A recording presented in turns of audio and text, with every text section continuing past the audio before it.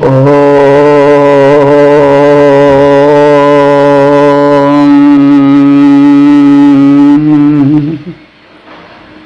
प्रेमियों, सुधी श्रोताओं, संप्रति हम सब ऋग्वेद के दूसरे मंडल के 11वें सूक्त के 9वें मंत्र की व्याख्या में प्रवेश करने जा रहे हैं। मंत्र दृष्टा ऋषि हैं ग्रीष्मद, छंद है विराटस्थाना और देवता हैं इंद्र। संबंधित मंत्र का शीर्षक है जलावरोधी वृत्तासुर निहंता इंद्र। अब संबंधित मंत्र का सर्वप्रथम पाठ हो जाए। इंद्र महां सिंधुमाशजानं माजाविनं वृत्रमस्फुरन्निः हरे जयतां रोदसी बीजाने कनिक्रदतो वृष्णो अस्य वज्राद। शब्दार्थ भावार्थ आज से परिचय प्राप्त करें। तो जैसा आप सब जानते हैं कि वृष्टि या वर्षा के देवता इंद्र हैं। वृष्टि में अवरोध भी उत्पन्न होता है, बादल छाए रहते हैं फिर भी वर्षा नहीं होती है। उसके पीछे के कारण को ऋषि ने सोचा विचारा और समझ पड़ा कि कोई ऐसी बात ज़रूर है जिससे जो जल है वो मेघों से निकलता नहीं है। मेघ छाए रहते हैं, आते हैं चले जाते हैं, वृष्टि नहीं होती, सूखे की स्थिति आ जाती है। तो कोई कार्य बिना कारण के नहीं होता। तो उसका कारण कोई कुतत्व है, बादलों की ऊंचा नीचा होना, इधर होना उधर होना, बिजली का न चमकना। और प्राय देखा जाता है बिजली जब चमकती है, मेघ गरजते हैं तो वृष्टि की एक योजना बनती है, वृष्टि का मार्ग प्रशस्त होता है। तो उस सूक्ष्म तत्व को जो मेघों से पानी नहीं गिरने देता है, उसको रूपक रूप में व्यक्त करना चाहा है ऋषि ने, और उस अवरोधक शक्ति को वृत्तासुर का नाम दिया है। वृत्र या अहि भी कहा है। और वो दैवी शक्ति इंद्र जो कि सर्वोपम शक्ति है, वह उस कुतत्व को, उस दैत्य को, दानव को मारता है, प्रहार करता है उस पर। तो जो बिजली चमकती है वही इंद्र का वज्र है। और उस वज्र से जब उस दानव पर, उस कुतत्व पर प्रहार होता है तो वृष्टि का द्वार खुल जाता है। तो वैज्ञानिकता तो यह है कि मेघों का जब संघर्षण होता है तो एक विद्युत उत्पन्न होती है और उसमें बड़ा बल होता है, बड़े जोर की कड़कन होती है, और वही वज्र है और उसका प्रहार अचूक होता है। कभी कभी वज्रपात हो जाता है धरती पर भी। तो उसकी भयानकता को हम सब जानते हैं। और गर्जन और विद्युत का चमकना मेघ वृंद में वो परिस्थिति पैदा करना है, वो गर्मी पैदा करना है जिससे जल जो भरा हुआ है मेघों में वो धरती पर आ जाए। तो विज्ञान सूक्ष्म है और उसको काव्य में ढंग से जब वर्णन किया जाता है तो एक मानवीकरण आ जाता है, एक रूपक आ जाता है। तो इन सब को ध्यान में रख करके हमें अर्थ करना चाहिए। तो वृष्टि के अवरोधक को तत्व वृत्र का विनाशक इंद्र प्रकृति की प्रबल शक्ति है। वृष्टि के अवरोध को उस प्रबल शक्ति दूर करती है।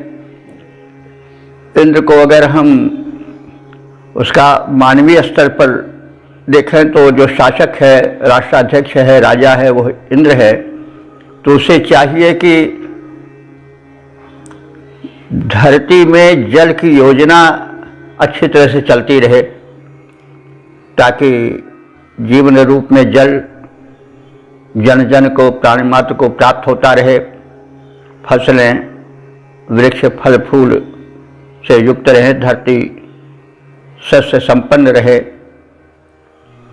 और तो ये सब संदेश है, इसको समझते रहना चाहिए। बातें बहुत कुछ रूपक में कही जाती हैं, लक्षणा व्यंजना से व्यक्त की जाती हैं। इन सबको ध्यान में रख करके हमें अर्थ की मार्मिकता, वैज्ञानिकता आदि में प्रवेश करना चाहिए और वेद के महत्व को भली हृदयंगम करना चाहिए। तो अब शब्दार्थ भावार्थ की ओर बढ़ें। इंद्र, वह परमदेव इंद्र ने सिंधुम आशयानम, देखिए सिंधु शब्द उस अर्थ में यहाँ प्रयोग हुआ है जिसको शायद हम सब न सुने हो। सिंधु शब्द से हम समझते हैं नंबर 1 पर तो समुद्र को, नंबर 2 पर सिंधु नदी को। यहाँ पर सिंधु जो है वह मेघ के लिए आया है, बादल, जल भरे बादल, मेघ, वो सिंधु कहे गए हैं। अब प्रश्न होता है, भाई काहे को उसको सिंधु कहा गया? तो पहले जो भाषा देवभाषा संस्कृत बनी, तो इसका सबसे बड़ा वैशिष्ट्य है कि इसका कोई शब्द निरर्थक नहीं है। शब्द बना ऋषियों ने, भाषा वैज्ञानिकों ने,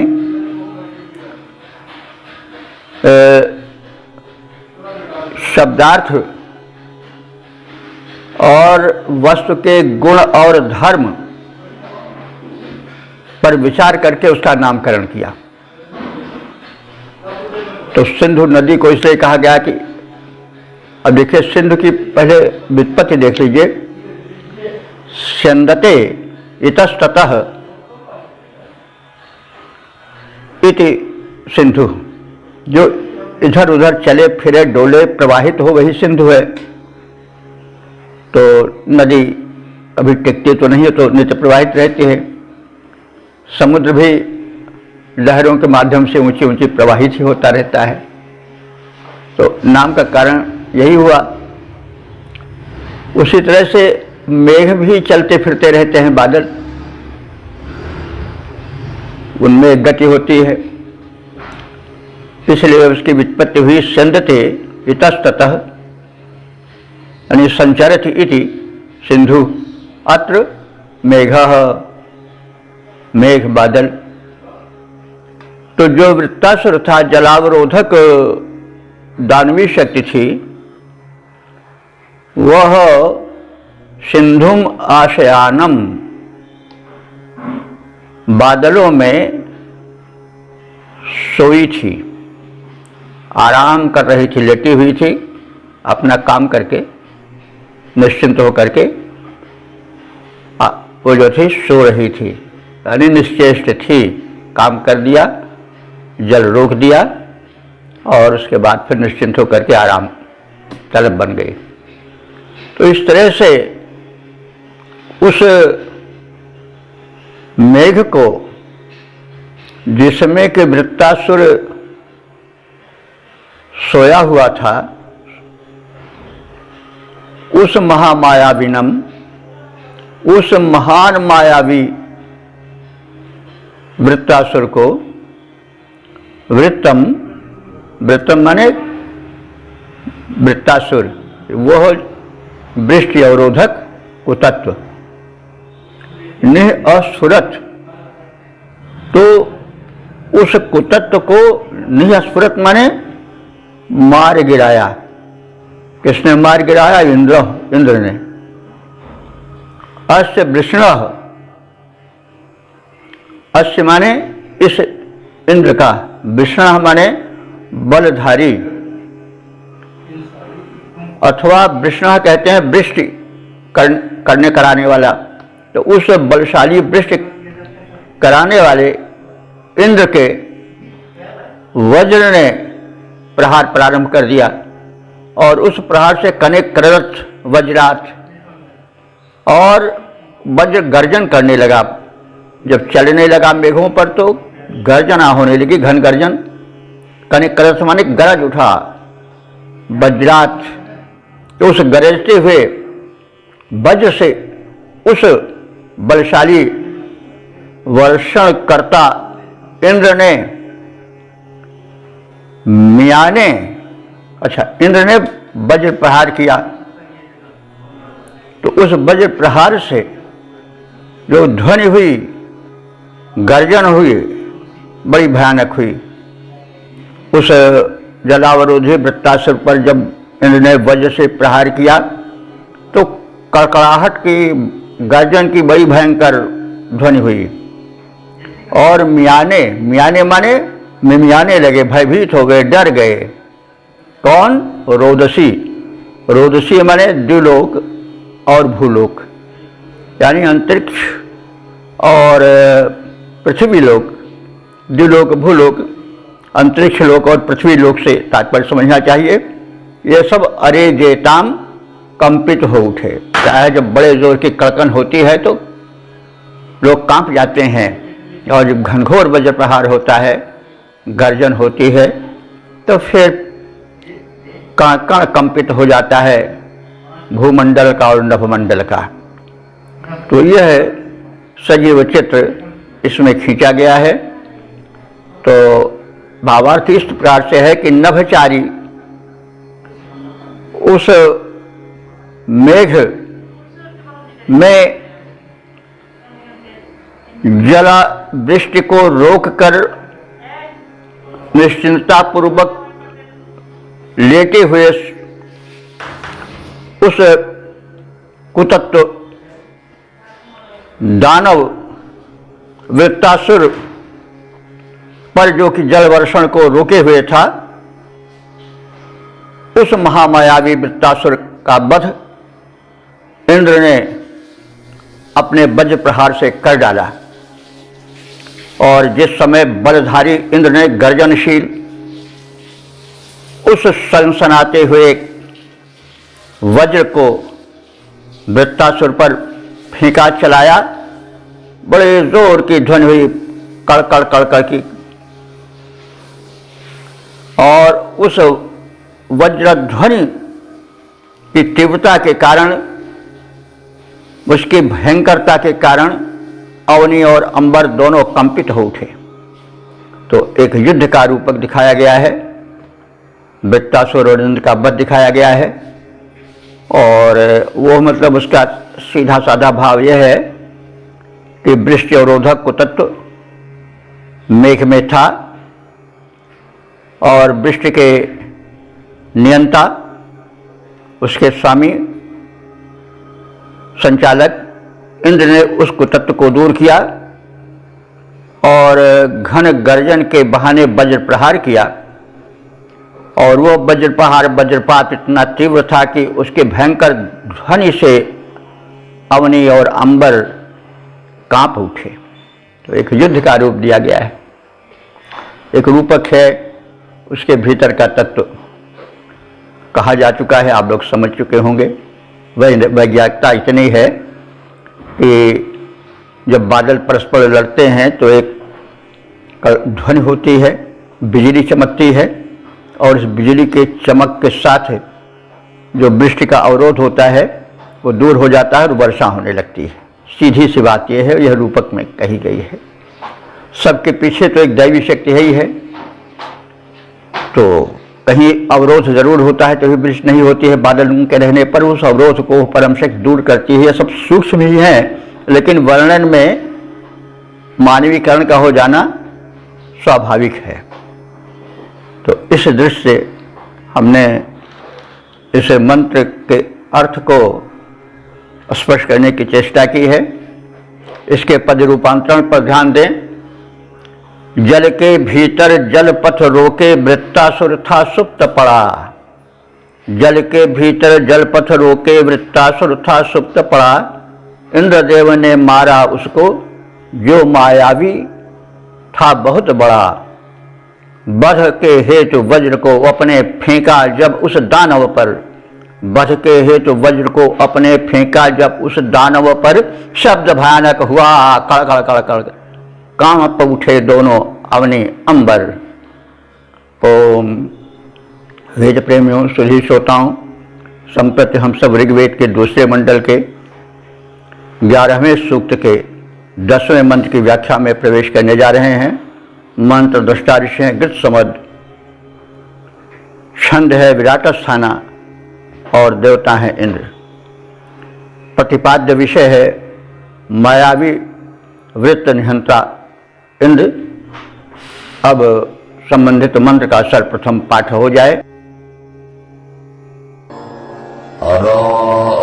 अरवेद्दृष्टा अस्य वज्रो मानुषञ्जन्मानुषामिजोर्वाद निमाजिनो दानवस्य माजा अपादयत्मपिबांसुदस्य। शब्दार्थ भावार्थ आदि से परिचय पाएं तो इस मंत्र में जनोपकारी इंद्र द्वारा जन अपकारी जलावरोधक वृत्त पर वज्र प्रहार करना और उसका वध करना, यह विषय है। संदेश है कि जो इंद्र है, शासक है, उसे जलावरोधक कुतत्वों से रक्षा करनी चाहिए। जल जीवन है, बड़ा आवश्यक तत्व है। तो जो भी कारण हो जल के प्राप्त न होने का, उस कारण को शासक राष्ट्राध्यक्ष से दूर करें। शब्दार्थ जाने। यत जब मानुषः माने मनुष्यों के यानी प्रजाओं के हितकारी इंद्र ने अमानुषम उस अमानुष को यानी मानवों के द्वेषी वृत्तासुर को दोषी समझ करके मृदुवात माने मार गिराया, उस पर प्रहार किया। तो अस्य वृषणः, वृषण माने बलशाली अथवा वृष्टिकर्ता दोनों अर्थ निकलता है। तब इस बलशाली इंद्र का वज्र अरोगवीत, तब इस बलशाली इंद्र का वज्र प्रहार हुआ और वज्र ने घनघोर भयानक शब्द किया। सुतस्य पपिवान, सुतस्य माने निचोड़े गए शोधित सोम रस को पीने वाले इंद्र ने मायिनः दानवस्य, उस मायावी दानव वृत्त की मायाओं को यानी छल कपट को निह अपादयत बहुत दूर कर दिया है। यानी धरती से वह कुतत्व जो कि जल प्राप्त में बाधक था, उसका सफाया कर डाला। जिस समय मनुष्यों के अपकारी वृत्तासुर को मनुष्यों के उपकारी इंद्र ने वध करने का विचार किया, तब उसने इंद्र ने अपने भयानक वज्र से उस पर प्रहार किया। फलस्वरूप घनघोर भयानक शब्द हुआ, वज्रपात जन्य, और उस सोमपाई इंद्र ने मायावी दानव की माया को विनष्ट कर दिया, उसकी मायावी शक्ति को उखाड़ फेंका और इस प्रकार से वृक्ष द्वारा प्यासी धरती की प्यास बुझाई और संसार को बाधा मुक्त किया।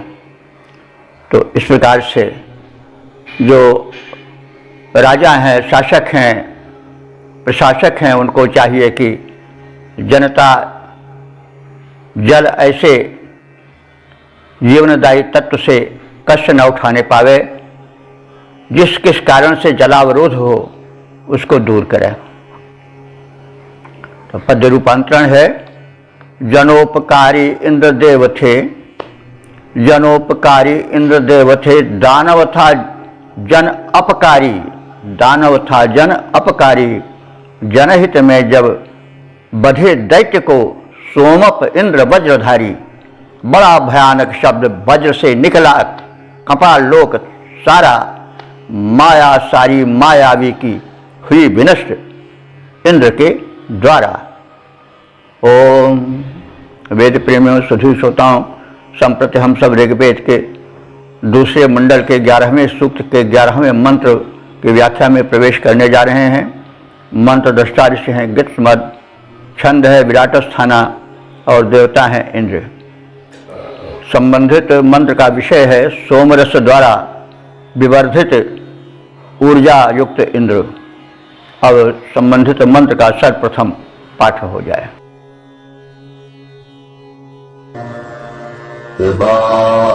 पिबेदिन्द्रशोरसोमं मन्दं दत्त्वा मन्दिरः सुतासाः ऋणन्तस्ते कुक्षे वर्धयन्त्वित्था सुतः पौर इन्द्रभावा। शब्दार्थ भावार्थ से परिचय प्राप्त करें। तो इस मंत्र में इंद्र से सोमपान का आग्रह है और उस सोमपान जन्य ऊर्जा से और उत्साह से पूर्व की प्रजाओं के संरक्षण की प्रार्थना है। तो अब संबंधित मंत्र के भाव को समझने के लिए शब्दार्थ आदि की ओर प्रस्थान करें। शूर, शूर माने शूरवीर, इंद्र का विशेषण है, संबोधन है। शूर इंद्र, हे शूरवीर इंद्रदेव, सोमम पिब पिब, सोम रस को पियो पियो, यानी अवश्य पियो। किसी चीज को दोहराया जाता है तो उस क्रिया के करने पर बल अधिक दिया जाता है। तो पिब पिब 2 बार कहा गया, इसलिए मैंने अवश्य पियो। तो अब ये सोमपान शब्द का लोग कुछ अन्यथा अर्थ लेते हैं, कुछ मूल से हट करके अर्थ लेते हैं, कुछ नशा के अर्थ में उसका प्रयोग समझते हैं। लेकिन सोम कुछ अलग की वस्तु है जो आनंद तो देता है लेकिन स्वास्थ्य भी देता है, सात्विकता भी लाता है, जबकि सुरा आदि मादक पदार्थों में यह बात नहीं है। तो सोम आर्यों का परम प्रिय पेय था। यह सात्विक होता था, शक्तिवर्धक होता था, सात्विकता वर्धक होता था, उत्साहवर्धक होता था, ओज संचार करने वाला होता था। कुछ नशीली वस्तु के रूप में उसको नहीं समझना चाहिए। अब हर शब्द का एक लाक्षणिक और व्यंजनाप्रद अर्थ भी होता है। तो अब इंद्र तो परम शक्तिशाली हैं, लेकिन शक्तिशाली को भी कुछ उत्साहित करने वाली बात चाहिए, प्रार्थना रूप में हो, प्रार्थना पत्र रूप में हो, पुकार रूप में हो। कहीं हम किसी से कुछ चाहते हैं तो शक्ति उसमें है, लेकिन उस शक्ति पाने के लिए कुछ अर्जी लगाते हैं, प्रार्थना करते हैं और कहते हैं कि आप अपनी शक्ति संभालिए, और कोई नहीं जानत है जग में कभी संकट मोचन नाम तिहारो आदि आदि दोहरा करके कहा जाता है। हमने ये एक प्रार्थना की प्रकृति बता रहे हैं। तो सोम का लाक्षणिक अर्थ हो सकता है कि इंद्र एक क्षत्रिय प्रकृति शासक देवता है, तो शासक में जन सेवा का एक उत्साह होना चाहिए। जो दुष्ट शक्तियां हैं उनके दलन की एक प्रबल प्रवृत्ति होनी चाहिए। तो जो वो प्रजा संरक्षण की प्रबल प्रवृत्ति है और जो तज्जन्य उत्साह है, लगन है, भाव है, जिससे कि उस शक्ति विशेष में एक उत्साह संचार होता है, दुष्टों के विनाश की एक उत्कंठा और एक ऊर्जा जगती है। चाहे तो सामान्य रूप में हम भक्ति भावना उपासना से उत्पन्न उत्साह को भी सोम ले सकते हैं।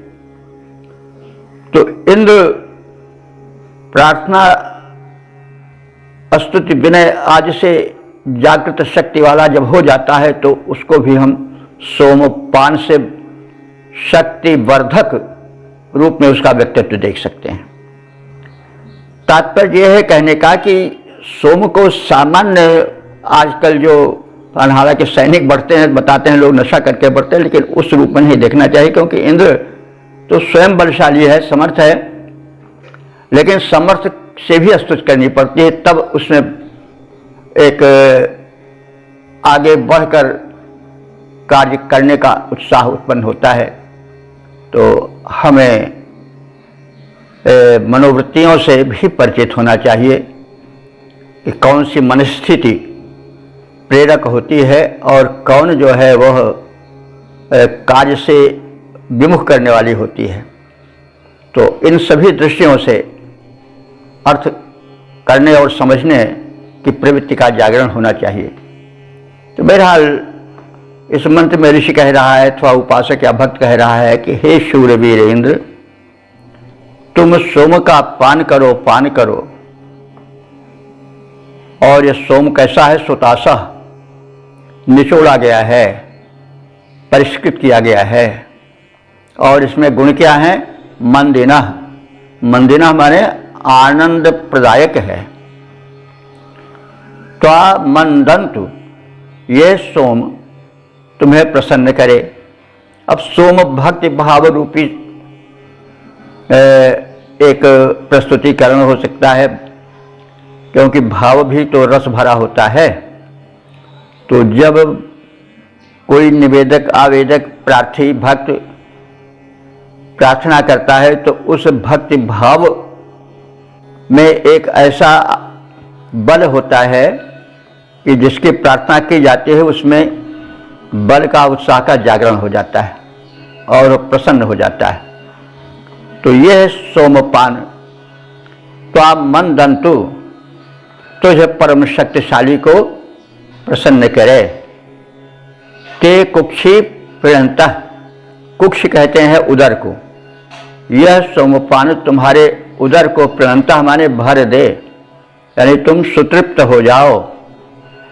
इंद्रम वर्धयन्तु, और यह सोमपान इंद्रम वर्धयन्तु माने इंद्र को वृद्धि दे, उसके उत्साह में वृद्धि करे। सुतः, सुतः माने निचोड़ा गया, परिष्कृत यह सोम रस। पौरः इत्था आव, पौर कहते हैं पूर्व से पौर बना है। पूर्व माने नगर और पौर माने नगर के निवासी लोग, पूर्ववासी। तो पौर शब्द नगर का द्योतक है, जैसे कहा जाता है कानपुर और हस्तिनापुर तमाम पुर थे, तो पुर जो है नगरवाचक है। तो जो इतिहासकार यह कहते हैं कि जो आर्य सभ्यता थी या वैदिक सभ्यता थी वो पूर्ण ग्रामीण सभ्यता थी, तो यह भूल है। शब्द बता रहा है कि उस समय भी पुर थे, नगर थे और उनकी महत्ता थी। आज भी ग्रामों की संख्या अधिक है, लेकिन पुर भी हैं, नगर भी हैं अनेक, और नागरिक भी वहाँ रहते हैं। कहा जाता है कि वो अधिक प्रबुद्ध होते हैं, इसीलिए गंवार और नागर दो शब्द बने हैं। गंवार का अर्थ हुआ गाँव में रहने वाला, यानी वो कम प्रबुद्ध होता है, और नागर माने नगर में रहने वाला, चतुर माना जाता है नागर है। राधा नागरी सोई, चतुरा राधा। तो और गंवार गांव में रहने वाला है, तो सीधे अर्थ गांव में रहने वाला, लेकिन वो उसके पीछे लगा रहता है कि गंवार है, यानी इस पर सभ्यता की रोशनी कम पड़ी है, इसलिए यह उतने सूझबूझ वाला नहीं है। वैसे गंवार का सीधा अभिधात्मक अर्थ होगा गांव में रहने वाला। तो इस शब्द पर टिकना इसलिए पड़ा कि पौर शब्द बता रहा है कि वैदिक युग में नगर भी थे, और जैसे आज गांव की संख्या अधिक है लेकिन नगर भी हैं, तो वैसे पहले भी था, नगर थे, इसीलिए पौर शब्द आया है। तो पौर माने नगर निवासियों को, नागरिकों को, इत्था माने इस प्रकार से, आव माने रक्षित करो, उनकी रक्षा करो। अब रक्षण अर्थ में आता है, तो पौरा इत्था आव, इस प्रकार से प्रजाओं की, नागरिकों की रक्षा करो। इस प्रकार क्या है? सोमरस पान द्वारा उससे सुतृप्त हो करके। तो सोम के विषय में कहा गया है, यदि कभी किसी सज्जन को कोई संदेह हो तो वे संपर्क कर सकते हैं, क्योंकि जो हम सबका उद्देश्य है वो है कि वेदार्थ को अधिक निकट करके समझाया जाए और हम वेद के महत्व को समझें। तो इसलिए चाहे तो जिनको कोई शंका निवारण करना हो संपर्क स्थापित कर सकते हैं। तो इस प्रकार से हे वीरेंद्र देव, तुम इस निचोड़े गए सोमरस का विधिवत पान करो और अवश्य पान करो। यह शोधित आनंदप्रद सोमरस तुम्हें आनंद से भर दे। उदरगति है सोमरस, तुझ इंद्र की शक्ति को, ऊर्जा को और श्री को वर्धित करे, बढ़ाए। इंद्र के माध्यम से यह प्रजाजनों की रक्षा करने का संकेत शासकों, प्रशासकों, राजाओं, महाराजों, राष्ट्राध्यक्षों को दिया गया है। तो इंद्र के माध्यम से संदेश कि वे एक देश सेवा के वहाँ सोम न पिए। अब उस तरह से सोम आज नहीं सुलभ है, या कोई सोमरस ऐसी चीज़ नहीं, मतलब एक भाव से भर करके, सेवा की भावना से भर करके, उत्साहित होकर के प्रजा संरक्षण में दत्तचित्त रहें, ये भाव है। पद रूपांतरण है इंद्रदेव इस सोम स्वरस का पान अवश्य करो। यह शोधित सुखप्रद भारी है, अति आनंद भरो। पीत सोमरस इंद्र देव की ऊर्जा अधिक बढ़ाए। रक्षण इंद्र देव माध्यम से प्रजाजनों में आए। ओम वेद प्रेमियों, सुधी श्रोताओं, संप्रति हम सब ऋग्वेद के दूसरे मंडल के 11वें सूक्त के 12वें मंत्र की व्याख्या में प्रवेश करने जा रहे हैं। मंत्र दृष्टा ऋषि हैं गृत्समद, छंद है विराट स्थाना और देवता हैं इंद्र। शीर्षक है संबंधित मंत्र का इंद्रवत वीर बनने की आकांक्षा। अब संबंधित मंत्र का सर्वप्रथम पाठ हो जाए। वे इंद्राप्यभो भविप्राधियम् वने मर्तजा सबन्धः देवस्य वो धीमहि प्रशस्तिं सद्यस्ते राजोदावनेष्याम।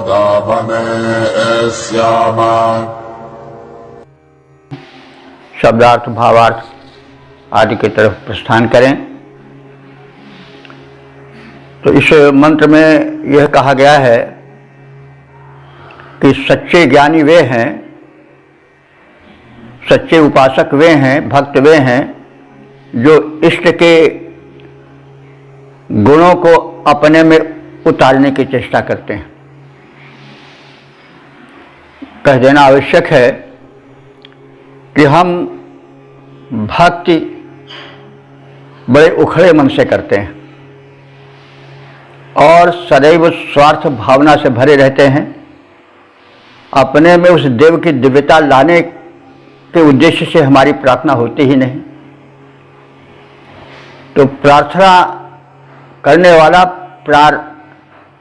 जो है वह देव शक्ति में इस प्रकार से घुल मिल जाए कि स्वयं में देवत्व का अनुभावन करने लगे।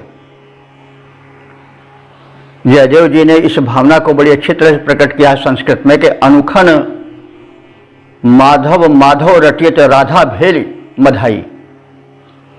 प्रत्येक क्षण माधव माधव माधव माधव कहते हुए राधा में माधव उतर आते हैं और वे माधव का चरित्र करने लगती हैं, यानी राधा माधव बन जाती हैं। तो ये भाव की तल्लीनता है।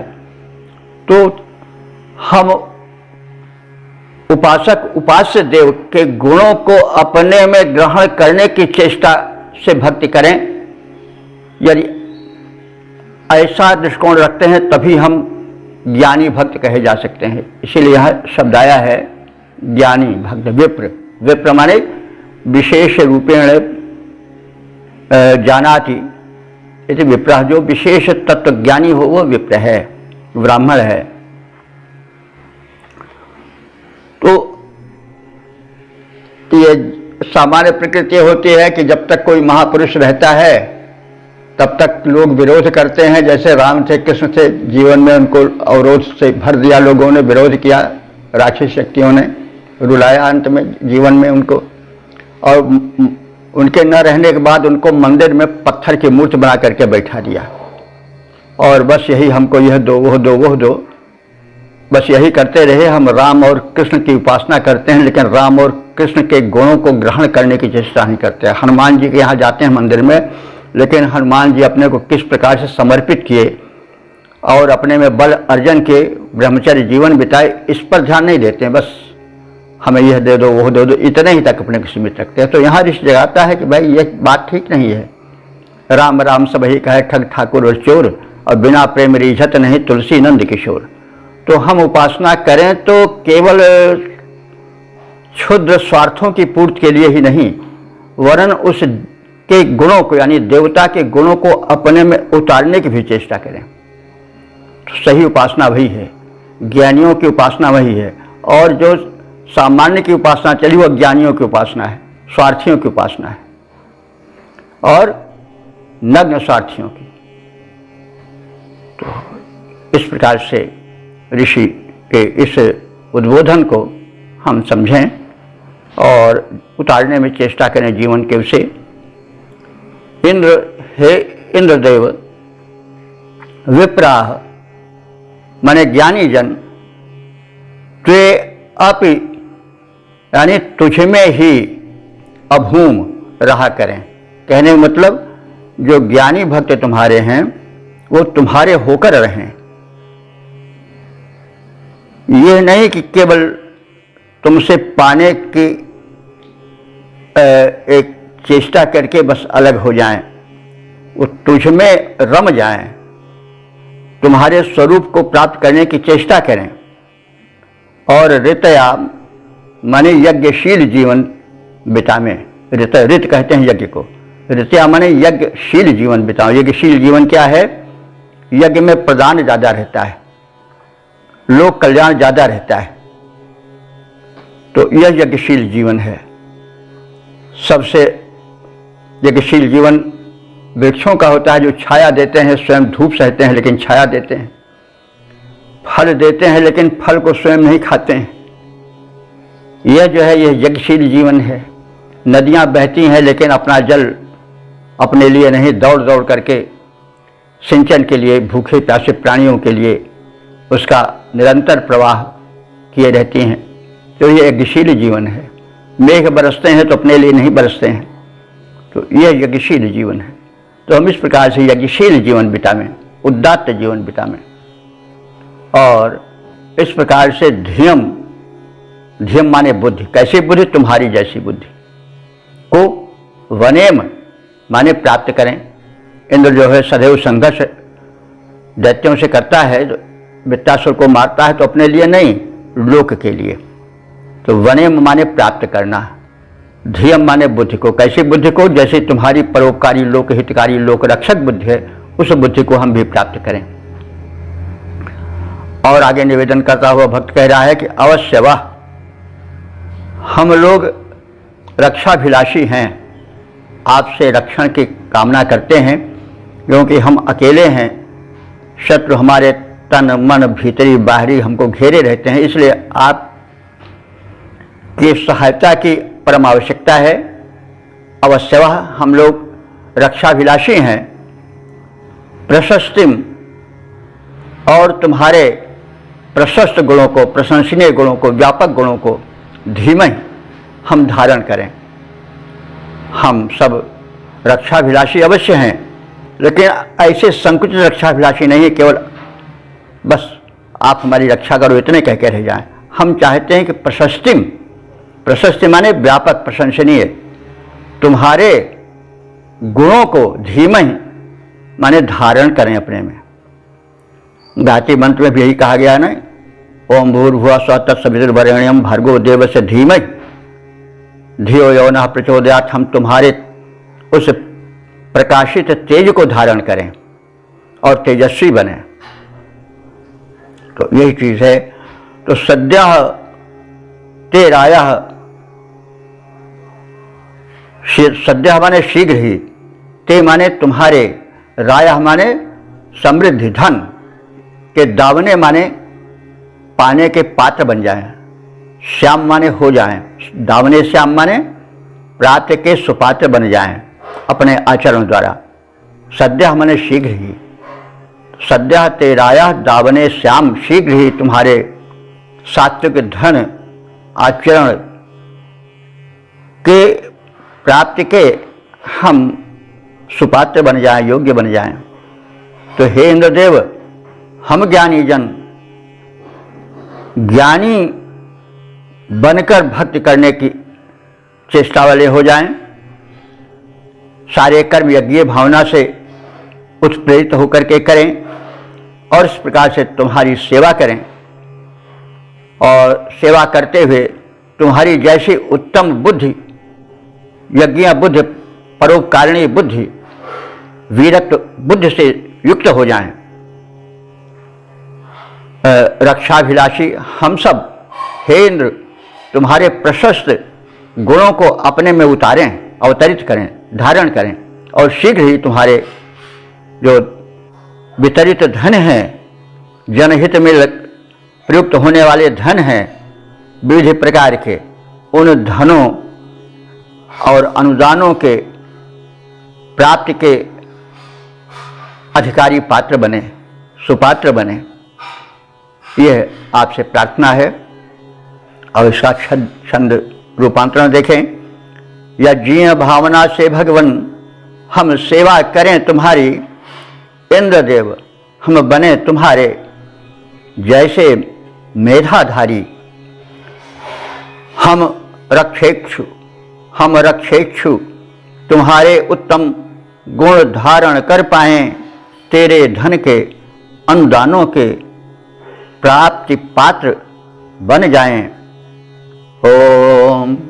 वेद प्रेमियों, सुधीर श्रोताओं, संप्रति हम सब ऋग्वेद के द्वितीय मंडल के 11वें सूक्त के 13वें मंत्र की व्याख्या में प्रवेश करने जा रहे हैं। मंत्र दशा गृह मद हैं, छंद है विराट स्थाना और देवता हैं इंद्र।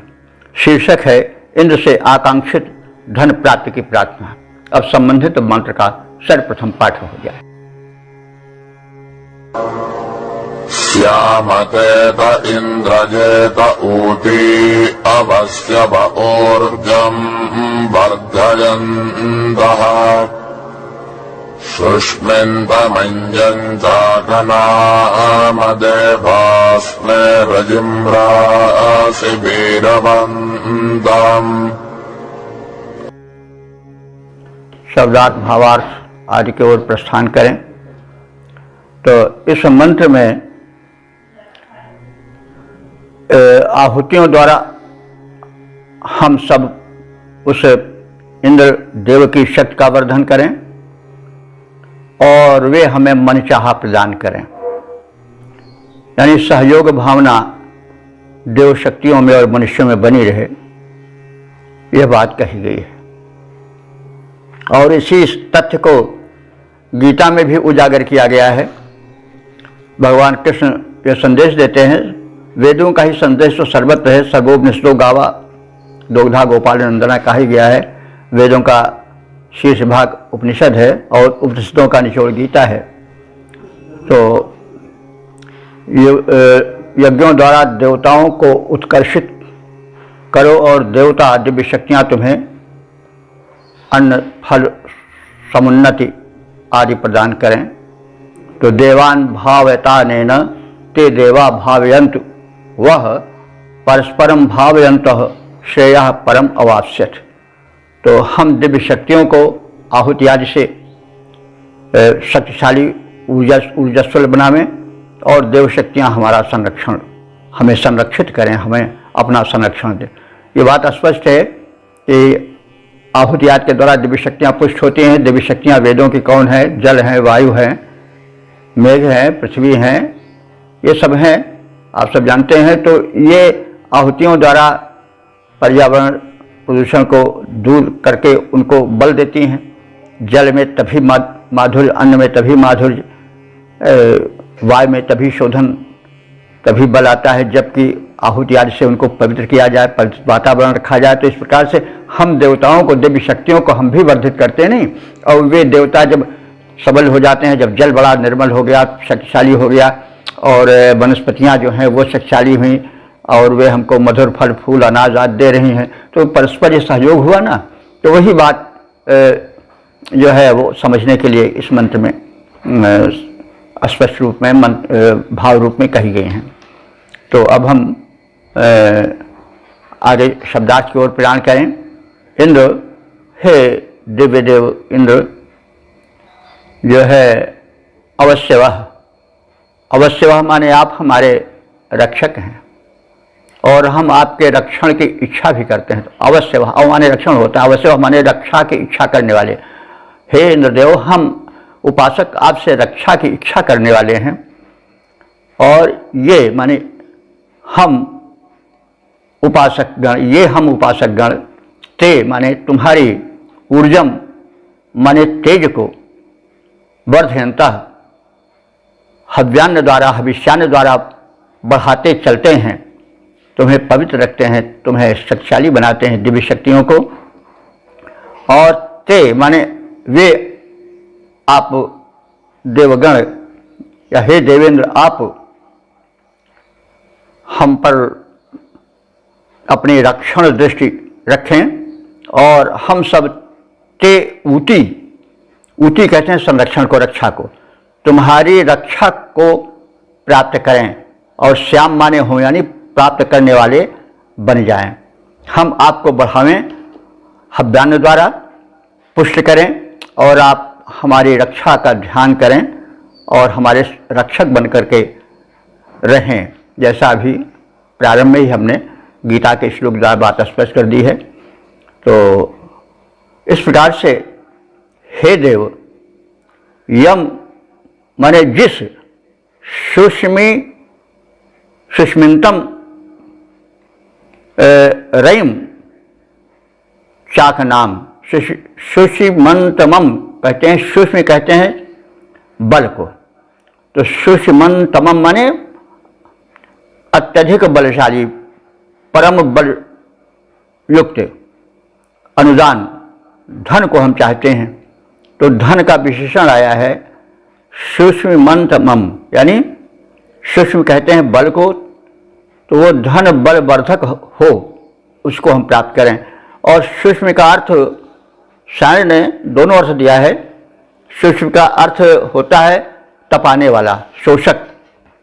तो हमें वह बल मिले, जो वह धन मिले जो कि सूक्ष्म में मंत हो, यानी एक वर्ग तो तेज हमारा व्यवर्धित करे, दूसरे वर्ग शत्रुओं के लिए दाहक सिद्ध हो।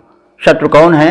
जैसे हम बताते रहते हैं, शत्रु एक ही नहीं है, भीतर बाहर तमाम काम क्रोध लोभ मद मोह सब, ईर्ष्या द्वेष प्रपंच, ये सब शत्रु ही तो हैं। गड्ढे में गिराते हैं लोभ लोभ, ये सब जो हैं। और दुष्ट लोग भी शत्रु ही हैं, जो अकारण ये बिनु कारण जो है वो पर अपकारी दुष्ट जो होते हैं, वो बिना किसी मतलब के नुकसान कर देते हैं। तो ऐसे दुष्टों को तपाने वाला धन हमको मिले। धन कई तरह का होता है, स्वास्थ्य धन, बल धन और तरह तरह के धन की कोटियां हैं, विद्या धन, बुद्धि धन, सब धन ही है। तो और ये द्रव्य भी है, ये भी धन है, इसके द्वारा भी हम अपना कल्याण और लोक कल्याण कर सकते हैं। तो इस प्रकार से कहा जा रहा है कि हमको सुष्मंत तमम यानी परम तेजो में धन दो, अथवा शत्रुओं को तपाने वाला धन दो, यानी जिनसे हम दुष्टों को नष्ट कर सकें वो धन दो। वो धन कई प्रकार के हैं, सबको दृष्टि में रखना चाहिए। तो चाक नाम माने हम आपसे, चाक नाम माने चाह रहे हैं ऐसे धनों को। तो अस्में माने हमें और भी दो। और क्या है? वीरवंतम माने बलवान, वीरत्व के गुण से समन्वित संतानें दो। और यह संतान रूपी धन भी हमें राशि, राशि माने प्रदान करना। वेद में रा से राशि बना है, तो राशि वो बड़ा सा नहीं है, छोटा सा है दंती। तो हमें वीरत्व के गुणों से परिपूरित संतान का धन भी दो।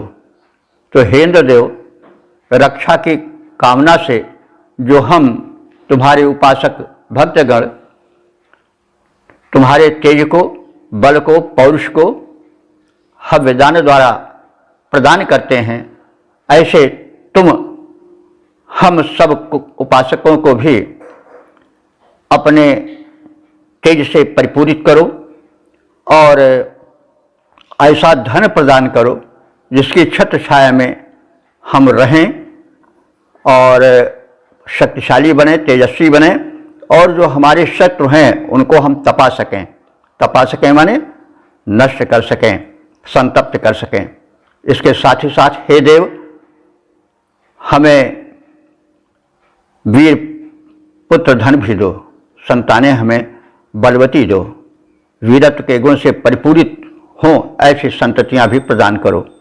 पद रूपांतरण है, संरक्षण की कामना लिए हम तेरा तेज बढ़ाते हैं। हे देव इंद्र, संरक्षण की कामना लिए हम तेरा तेज बढ़ाते हैं। बढ़ता ही जाए तेज, अस्तु आहुतियाँ तुम्हें चढ़ाते हैं। अब वही विवर्धित तेज हमारा संरक्षण करता जाए। हे देव, अभीप्सित वित्त और बलवान पुत्र तुमसे पाएं। ओम।